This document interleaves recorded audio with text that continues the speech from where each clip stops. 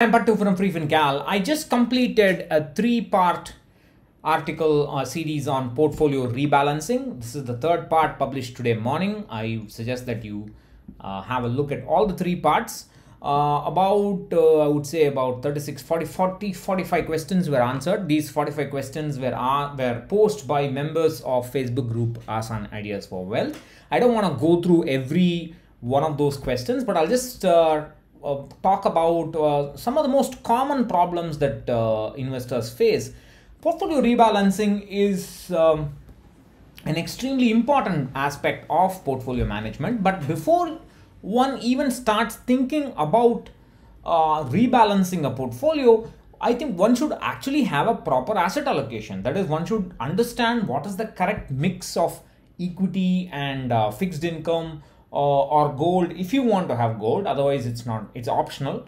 So at least what is the correct mix of equity and fixed income that is suitable for me. Now for most people, what happens is that the EPF or PPF component of the debt will be extremely heavy. So they may be only about 35 years old, and they would expect to work for at least another 20 years. But they would be having something like 70% of debt, and they would be struggling to even reach to 30%. Some people will have only 20% of equity. 30% will be too high ask for many people.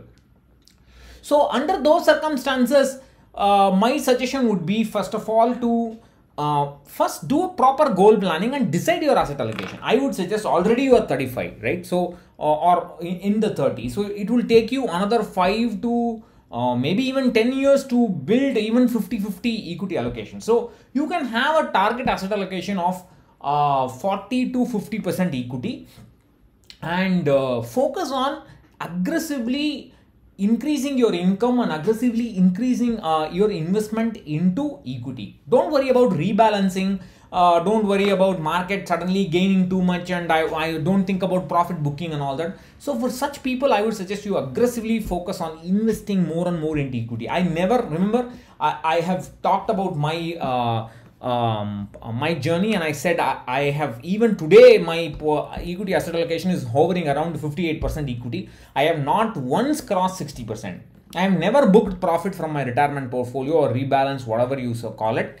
That's because I've let it grow, and so it's important for people to let it grow. That's one of the most common questions I had faced in the series. The other question that people had was when to rebalance. That is, this question has come because in this year they have seen the market suddenly drop down and suddenly move up and so on.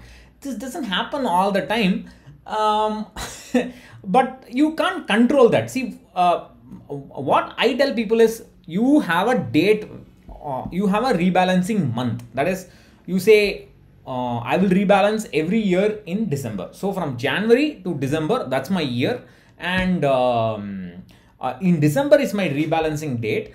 And within the year, if there is a sudden equity drop, let's say more than 5% in your portfolio, the asset allocation changes plus or minus 5%, then you can do the yearly rebalancing at that point. Let's say it happens in March, let's say it happens in April. You do the rebalancing for that year, then you don't need to rebalance again in December. Don't do it, leave it alone. Now people have the question, okay, suppose I am rebalancing in December. Next January, the very next month, suddenly there is a crash or suddenly there is a boom in the market. Should I rebalance again? Please don't do that. If your goals are very far away, rebalance only once a year. Either you regularly rebalance in the same month of the year, or you rebalance whenever there is a more than 5% deviation. If for a year there is not more than 5% deviation, you don't need to worry about it. And all this rebalancing logic is applicable only for investors who have started with the right asset allocation. That is, 50-50 is the right asset allocation they have in mind, or 60% equity, 40% debt. They have started with it, and then they can consider all these rebalancing logic. If your portfolio is 80% equity, 80% fixed income and 20% equity, don't worry about rebalancing. You worry about increasing your equity exposure to the level you want. So these kind of happenings will always be there. You rebalance, next month there will be a sudden jump up or down. You don't need to react to it. When you are what about when you are heading close to your goal? Now this is a very important point, and this is something I exclusively cover in my Facebook group course on lectures on portfolio goal-based portfolio management. The link is right here on Manage Your Portfolio Like a Pro, where I talk about how to reduce your equity allocation for when you are investing, and how to change your equity allocation after retirement.